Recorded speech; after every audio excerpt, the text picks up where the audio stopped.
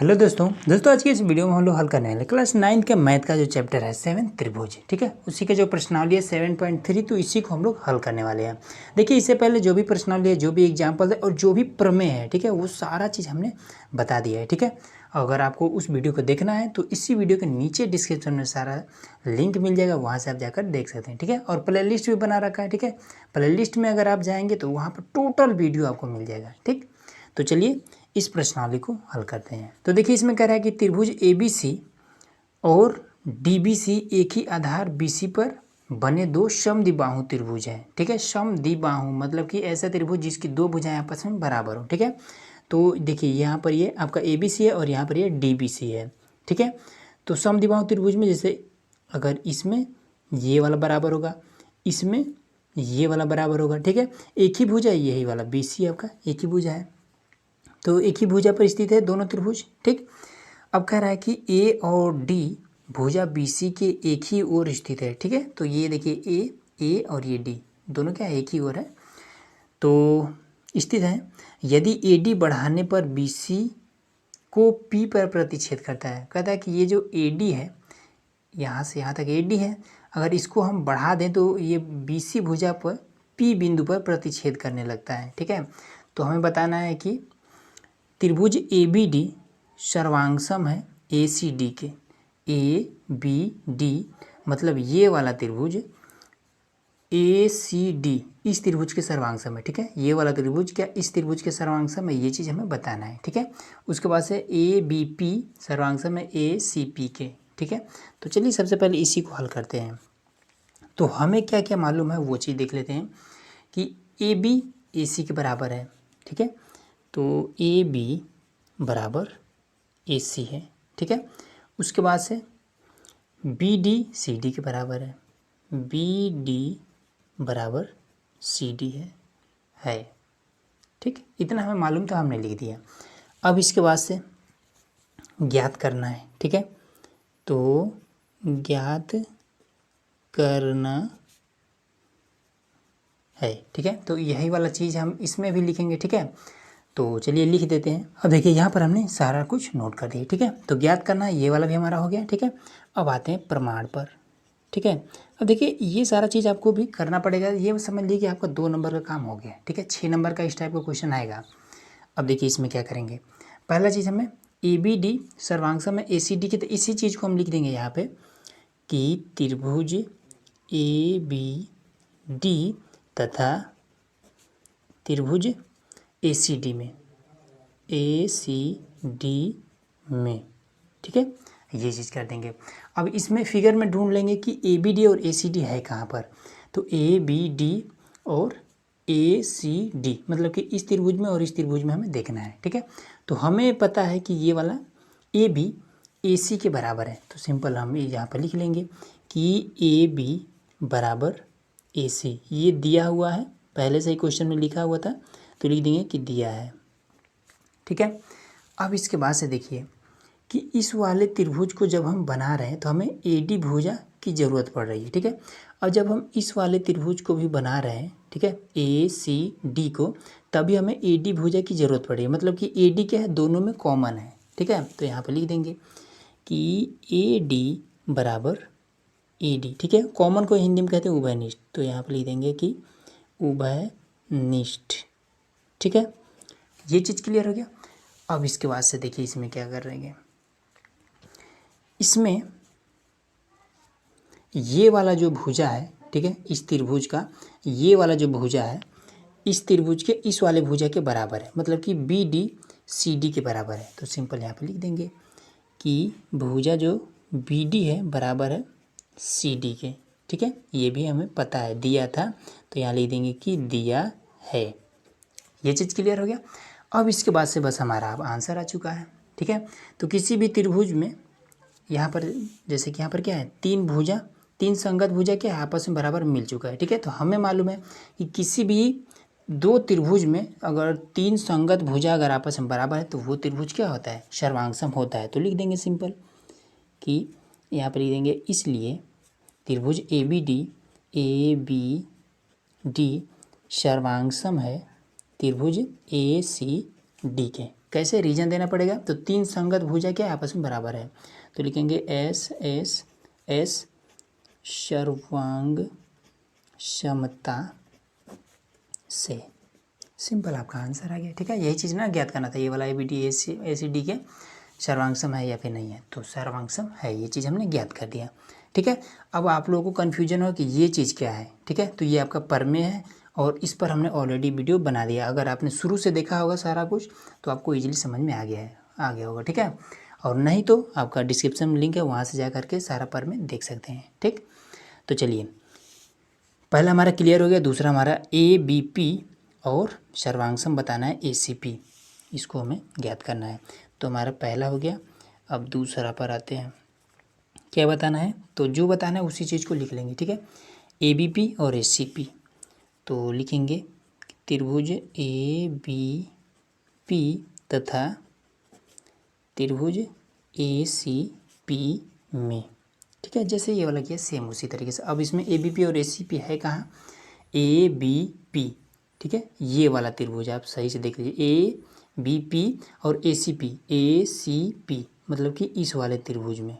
ठीक, तो देखिए हमें पता है कि ये वाला भुजा इसके बराबर है। ठीक है, ये भी हमें मिल रहा है इसी में। ठीक है, तो AB बराबर AC है, तो यहाँ पे लिख देंगे कि AB बराबर AC, ये हमें पता है, दिया है, तो लिख देंगे कि दिया है।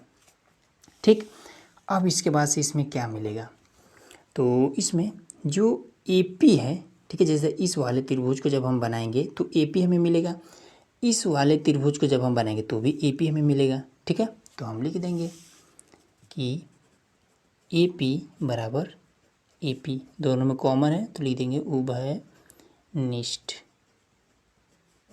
सिंपल आपका हो गया। ठीक है, दो भुजा मिल चुका है। अब इसके बाद से देखिए, एक चीज़ हमने आपको बताया ही नहीं, जब शुरू में हमने सिद्ध किया था ये वाला त्रिभुज और ये वाला त्रिभुज, तो हमने आपको बताया था कि ये दोनों त्रिभुज क्या है, आपस में सर्वांगसम है। ठीक है, तो सर्वांगसम त्रिभुजों की एक बात होती है कि इनकी संगत भुजाएं और संगत कोण आपस में बराबर होता है। जैसे ये वाला भुजा, इस भुजा का संगत ये होगा, इस भुजा का संगत ये होगा। ठीक है, ये तो मान लीजिए संगत था। अब संगत कोण कौन सा होगा, इसका संगत ये संगत कोण हो जाएगा, इसका संगत कोण इधर वाला, उसी तरीके से इसका संगत कोण ये वाला हो जाएगा। ठीक है ना, तो यहाँ पर चाहें तो एक लाइन और लिख सकते हैं। ठीक है, तो यहाँ पर स्पेस नहीं है, छोड़ दीजिए, कोई दिक्कत नहीं है। तो हम लिख देंगे, अब जैसे इसमें हम क्या सिद्ध करें, ABP।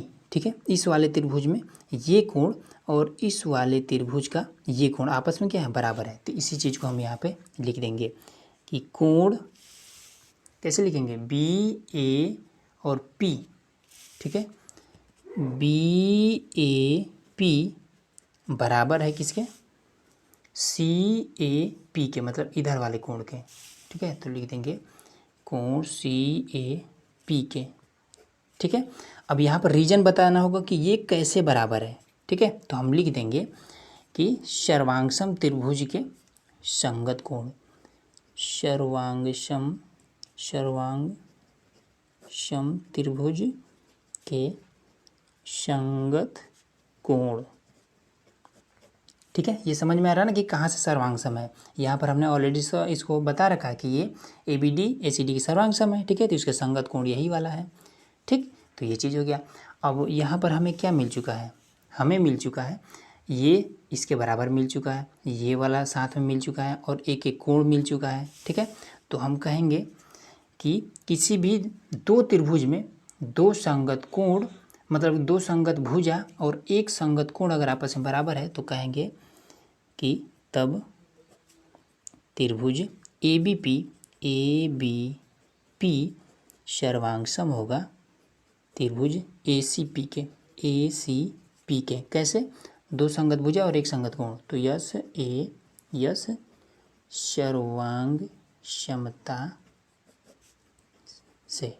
ठीक, सिंपल आपका दूसरा भी क्लियर हो गया। ठीक है, अब तीसरा पे आते हैं। अब देखिए यहाँ पर हमने तीसरा नोट कर दिया। ठीक है, तीसरा हम देखिए यहाँ पर भी है, यहाँ पर नोट करके भी हमने लिख दिया है कि AP कोण A और D दोनों को समद्विभाजित कर, समद्विभाजित का मतलब कि क्या, दोनों को एकदम से बराबर भागों में बांट रहा है।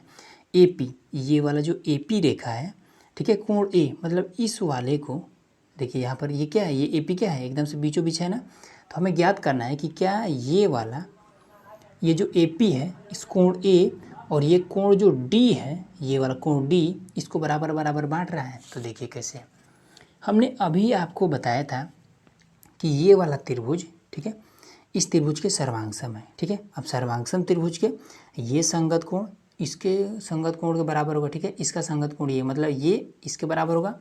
उसी तरीके से ये कोण इस कोण के बराबर होगा, ठीक है ना, समझ में आ रहा है। तो वही हम यहाँ पर लिख देंगे, सिंपल, कुछ नहीं करना है। तो हम लिख देंगे कि त्रिभुज ABD, मतलब ये वाला त्रिभुज सर्वांगसम है त्रिभुज ACD के, ठीक है। अब यहाँ पे लिख दें कि अभी हमने ज्ञात किया है, ठीक है। अभी हमने ज्ञात किया ना, तो उसी तरीके से आप लिख सकते हैं, कोई दिक्कत नहीं है। अभी ज्ञात हुआ है, अभी ज्ञात हुआ है, ठीक है। तो ABD सर्वांगसम है ACD के, इसलिए कोण BAD बराबर होगा कोण, देखिए जरूरी नहीं कि आप BAD ही लिखिए, आप ये भी लिख सकते हैं, BAP भी लिख सकते हैं, कोई दिक्कत नहीं है, ठीक है। बराबर है CAD के, ठीक है। और उसके बाद से यहाँ पे लिख दीजिए CPCT। अब ये क्या है, ठीक है, ये हमने बहुत बार बता रखा है कि इसको यहाँ पर आप ये लिखिए कि सर्वांगसम त्रिभुज के संगत कोण, ठीक है, या फिर शॉर्टकट में उसी चीज़ को लिख दीजिए CPCT, ठीक। ये क्लियर हो गया। और उसके बाद से D को भी तो चलिए D को भी बताएं, तो ये भी क्या है, इस त्रिभुज का दोनों का ये संगत कोण ही है। तो लिख देंगे तथा कोण ADB बराबर होगा कोण ADC के, ठीक है। ये भी आपका CPCT, ठीक है, मतलब कि सर्वांगसम त्रिभुज के संगत कोण। तो ये तीसरा भी हमारा क्लियर हो गया, ठीक है। यही दोनों हमें बताना था। तो अगर मान लीजिए ये कोण इसके बराबर है, ये कोण इसके बराबर है, तो मतलब कि ये वाला बीचे बीच हुआ ना, तो बस सिंपल आपका आंसर आ गया, ठीक है। तीसरा भी क्लियर हो गया। चौथा देखिए, अब चौथा नंबर देखिए, ठीक है। कह रहा है कि AP रेखाखंड BC का लंब समद्विभाजक है, ठीक है। ये BC रेखा है, ठीक है। इस पर ये वाला जो रेखा खींचा गया है, यही पूछ रहा है कि क्या ये लंब समद्विभाजक है। समद्विभाजक का मतलब ये हुआ कि क्या ये BC रेखा को दो बराबर भागों में बांट रहा है, मतलब कि यहाँ से यहाँ तक और यहाँ से यहाँ तक की जो भुजाएं हैं, क्या ये दोनों आपस में बराबर हैं, ठीक है। और ये वाला जो रेखा खींचा गया ये क्या लंब समद्विभाजक है, मतलब कि इसके साइड में क्या 90 डिग्री का कोण बन रहा है, ये चीज़ हमें ज्ञात करना है, ठीक है। तो हमें ये चीज़ कैसे ज्ञात करेंगे, सिंपल देखिए, अगर हम इस वाले त्रिभुज में देखें तो ये भुजा इसके बराबर है, ठीक है। तो हम लिख देंगे कि त्रिभुज BPD तथा त्रिभुज CPD में, ठीक है। तो क्या लिख देंगे कि BD बराबर CD लिख देंगे, दिया है, ठीक है। और उसके बाद से P और D क्या है, दोनों में कॉमन है, मतलब कि इस वाले त्रिभुज को बनाएंगे तो हमें PD मिलेगा, इस वाले त्रिभुज को बनाएंगे तो भी हमें PD मिलेगा। तो लिख देंगे PD, ये D है, बराबर PD, ठीक है। उभयनिष्ठ है,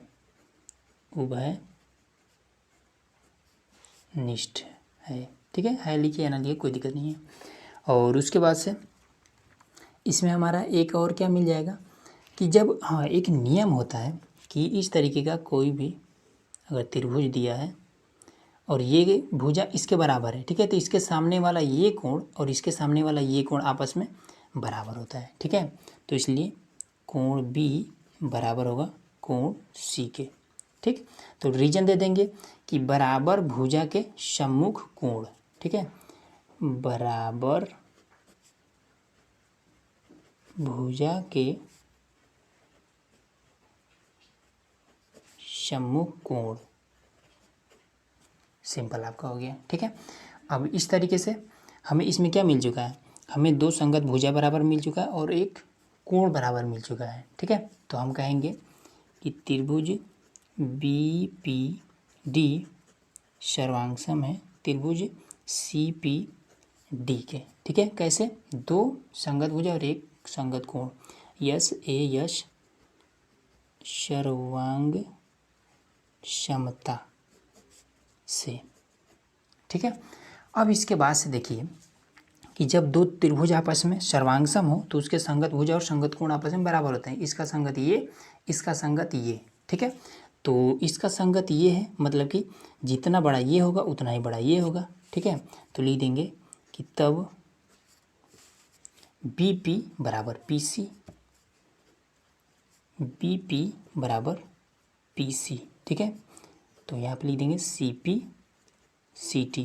तो मतलब क्या हुआ कि सर्वांगसम त्रिभुज के संगत भुजा। ठीक है, और उसके बाद से अब ये वाला, जैसे कि इसका जो संगत कोण होगा ये होगा, इसका संगत कोण ये होगा, उसी तरीके इसका संगत कोण इधर वाला होगा। ठीक है, तो हम लिख देंगे कि तथा कोण बी पी डी बराबर होगा किसके, सी पी डी के। ये पी पर ही कोण सी पी डी के। ठीक है, कैसे, तो लिख देंगे सी पी सी टी। ठीक, इतना हो गया।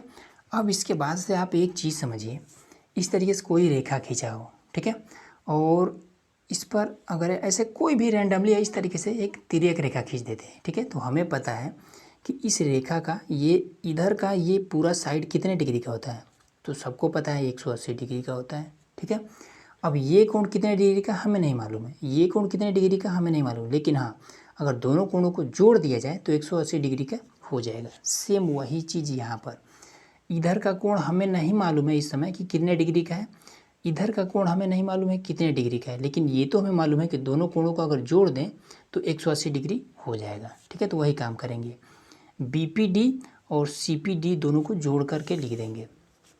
ठीक है, तो यहाँ पर लिख देंगे कि अब कोण बी पी डी प्लस कोण सी पी डी बराबर 180 डिग्री होता है। ये चीज़ हमें पता है। ठीक है, तो हम क्या करेंगे, अब यहाँ पर एक काम करेंगे कि एक चीज़ और हमने अभी क्या सिद्ध किया है कि ये वाला कोण इस कोण के बराबर है।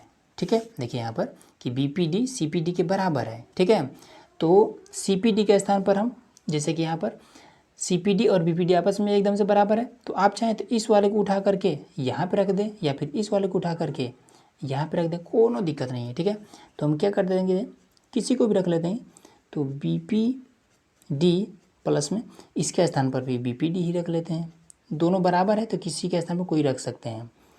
बी पी डी बराबर में 180 डिग्री। ठीक है, अब इसके बाद से क्या करेंगे, एक बी पी डी और एक बी पी डी आपका हो जाएगा दो बी पी डी, दो बी पी डी बराबर में 180 डिग्री। दो को अब इधर भेज देंगे। ठीक है, कोण बी पी डी, तो यहाँ पर देखिए तो दो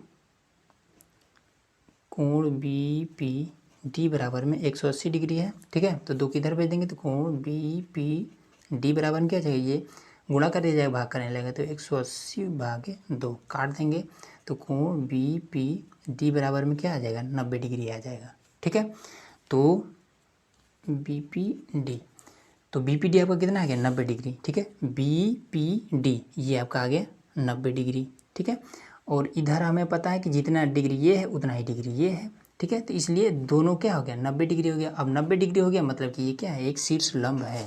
ठीक है, तो यहाँ पर हम लिख देंगे, तो आप यहाँ पर आप इजीली लिख सकते हैं। क्या पूछ रहा था कि ए पी रेखाखंड बी सी का लंब समद्विभाजक है, आपको लिख करके दिखा दे रहे हैं। बस सिंपल आपको लिख देना है कि अतः ए पी रेखाखंड बी सी का लंब समद्विभाजक है।